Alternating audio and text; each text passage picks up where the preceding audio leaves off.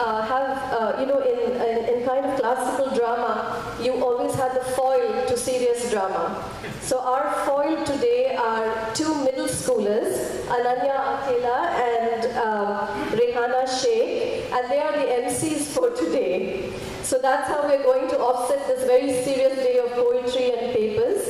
I turn over the rest of the day to these youngsters, and we have two bright helpers, Sarah and Isha, and I'd like these four youngsters to come forward, and please look at their t-shirts.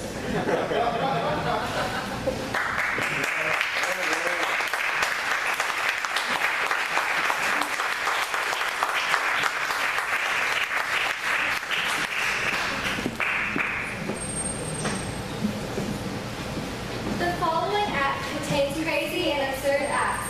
If you are in any way allergic to smiling, giggling, or laughing, please refrain from listening. Hey guys, my name is Ananya. And my name is Rehana. And we are your MCs for today. Welcome to Austin, Texas. Home of the Longhorns, South by Southwest, Whole Foods, HEB, and Tyler's. and now that y'all are here, don't you dare mess with Texas. Tonight. Alright, this all sounds great, but what most people don't think of when they hear the word Austin is poetry, which is spring. Since every year Austin hosts the International Poetry Festival, or AIPF. And we're here to make history with the first South Asian Poetry Festival in Austin, and maybe even America, right? Yeah. Who knows? Now let's get started.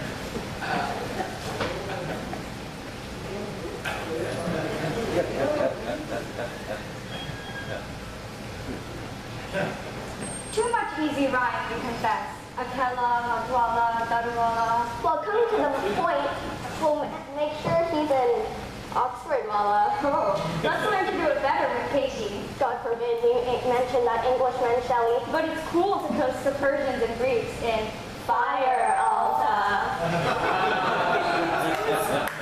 And now to our guest, Keki Daruwalla.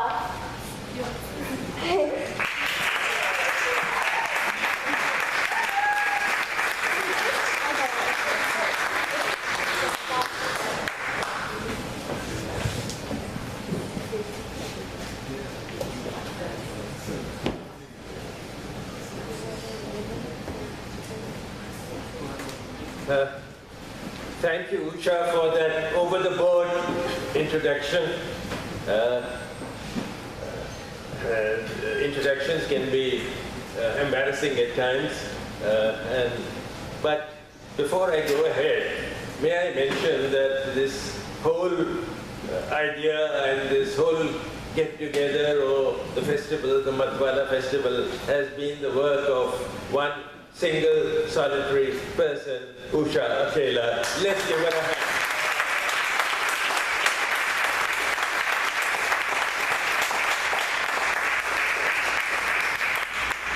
Thank you for your generosity. Am I audible? Yes. Okay. Thank you for your generosity, not only in the introduction, but otherwise also, because half the poets are lodged at her place.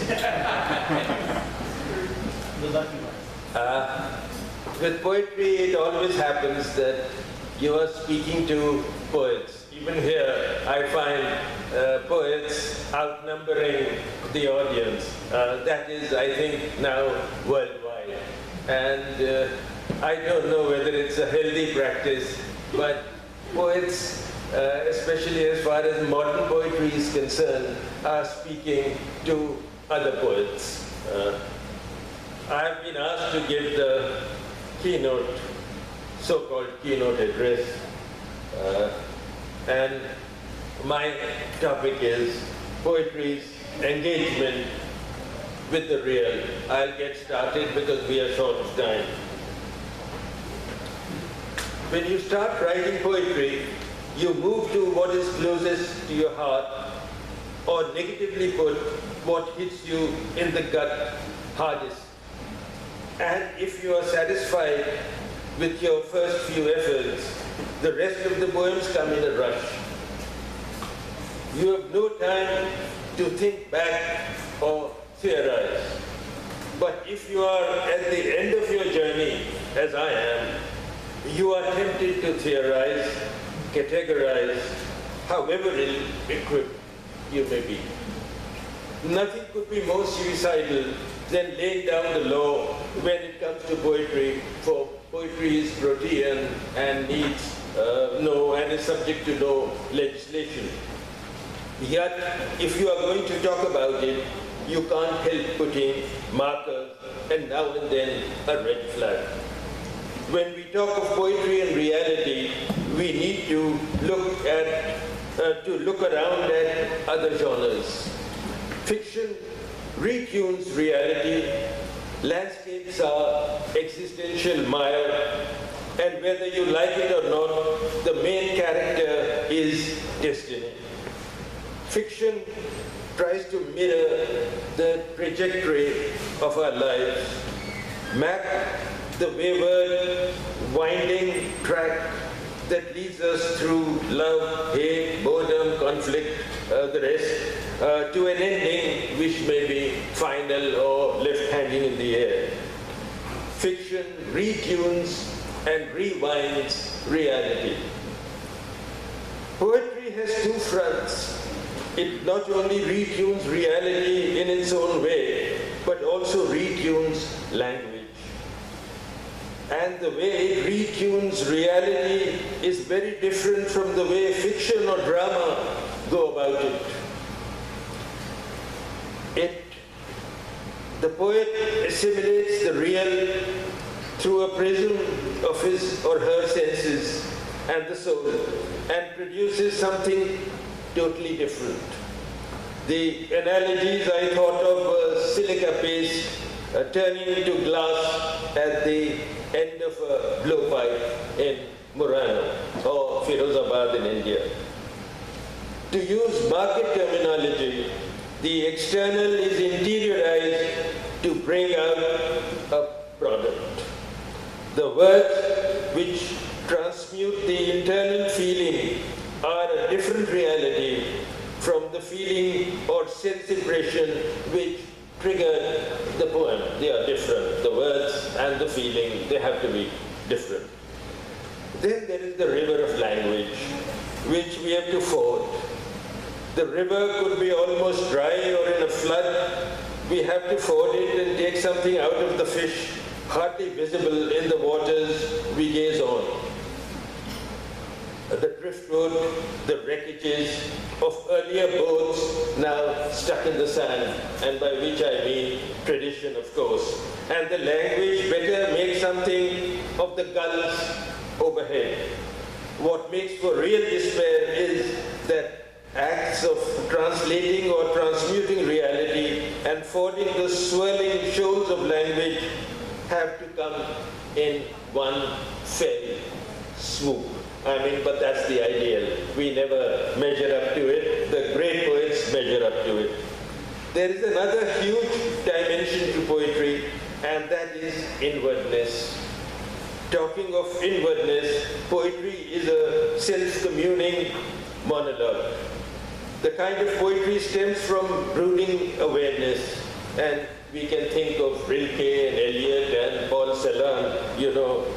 If Kafka wrote poetry, I would have put Kafka in that particular category. Yet poetry cannot be a monologue alone. One is speaking to the world after all. That is what is inherent in the printed word. You are taking on the grit and the broken glass of reality and walking on it barefoot. Hence, poetry has to have rhythm, a heartbeat, inward, outward. A search for identity, however hidden, is a priori. That itself presupposes the presence of others. Any arbitrary demarcation would be stupid, and yet to make sense, one resorts to markers. The inward, the poets who dealt more with outer reality and those who pointed the searchlight inwards. The inward-looking people themselves are sliced up into many categories. I'm not going into it, you know, surreal and the confessional poets and all the rest. 40 years ago, confessional poetry was the vogue, you know, and Anne Sexton and Sylvia Plath and Robert Lowell, and it all came from America, incidentally. There was therapy involved, and Sexton started writing poetry only because of therapy. What about the trend that set in? Some would think that the confessional guys were too self-absorbed. There was a premium on being candid. Experience became the mother motivator of a poem. Poetry became a sort of a mirror to the poet's self or inner life. And what if that inner life was not interesting enough for the reader? You know, that is a big thing. The poets have a social or a literary contract, if I may say so, with the readership. The poet's heart has to make sense to the reader. Thanks to your personal internal, thanks for your personal internal calligraphy, sir, but could you please let me have the darn meaning? I'm reminded of some lines from Yanis Ritsos, the very fine Greek poet. I'm quoting him, I'm behind simple things, hiding, so that you may find me. If you do not find me, you will find the things. Will touch what I touched with my hands. You know, his words or the thing. The tracks of our hands will converge. Each word is an outlet for a meeting, often postponed. The word is real when it insists upon the meeting. And I'm stressing upon the meeting between the writer and the reader, the fictional reader. Confessional poetry can also lend itself to fabrication. As we have seen in India, I'm sorry to mention a name, Kamla Das's, not so much her poetry as her prose, because it was fictionalized, the biography. I have to agree that the field of feeling is very wide and very sensitive. Yet, who is to gauge the accuracy, the authenticity of your introspection? A poet has to be his or own self. You can't write according to the demands of critics or even the age. So if one didn't want to mirror an age's accelerated grimace, as Ezra Pound demanded, so be it. Caveat, so be it today. But in the second decade of the 20th century, Pound's dictum held good. When people died in the trenches and the divine shouldered or elbowed out into a limbo. And I'm certainly amazed I'm constantly amazed how Tagore slipped past the world's discerning eye in 1913, just a year before the war started. We need to wrestle with the aesthetics of candor. If one is writing about the self, then does universality remain a value? I mean, it's a question I'm asking. Not only can one disregard Pound today, one can also disregard the Platonic concepts hugged by the West for over 2,000 years. There's no ideal world, pal, and we ain't its replicas. I'm ending. I'll skip by a few portions because time is a bit short. I come straight to committed poetry and leave surrealism, though I have a small anecdote about surrealism. I asked a French writer, we sat in a restaurant where we finished off, incidentally, the three of us, 3 wine bottles. Mahashweta Devi was with us, but she took only a glass or 2. The rest we managed. And I asked him, why can't I get a translation of French writing.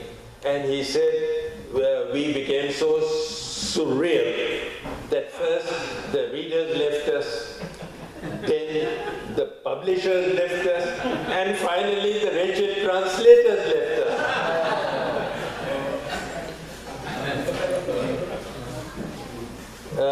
Much of the committed poetry, tribal poetry, black poetry, slave poetry, Dalit poetry in India would fall in this category, the witness, poetry is witness. Committed poetry has got a boost after Milosz stated, and I'm quoting him, "What is poetry which does not save nations or people? A song of drunkards whose throat will be cut in a moment, reading for sophomore girls." I think Solzhenitsyn also said something about commitment. We are now talking of committed poetry, or as Milosz and later Caroline Forsch, a very fine poet, called it, poetry as witness. Much as I admire this poetry and people who wrote it, and we are still writing it, there is a danger of such poetry becoming a period piece. I mean, how will we, the anti-Vietnam poetry, Denis Lovatov, many of her poems have been sort of marginalized. I don't know how long Dennis Brutus's poems on the apartheid and all the rest in Africa, how long they will last. I'm not for a moment disputing the ethical value of the stand that such poet or poetry took. My contention is that in the future, perhaps distant future, such poetry will have greater political or sociological value rather than poetry. What I'm trying to say here is that bearing witness to an age or taking on the state, as Faiz Ahmad Faiz did or Ritsos did in Greece, is fine, or Mahmoud Darwish keeps on doing, or kept on doing in Palestine. Unfortunately, he has passed away. But there are more profound values attached to art.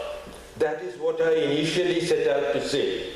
Yet, there are poets who, even as they set out to take on the state, transcend the confrontation almost deviously. I'll quote 4 or 5 lines from Yanis. I picked up a poem absolutely at random called Heat. The rocks, he was writing in the time of the colonels.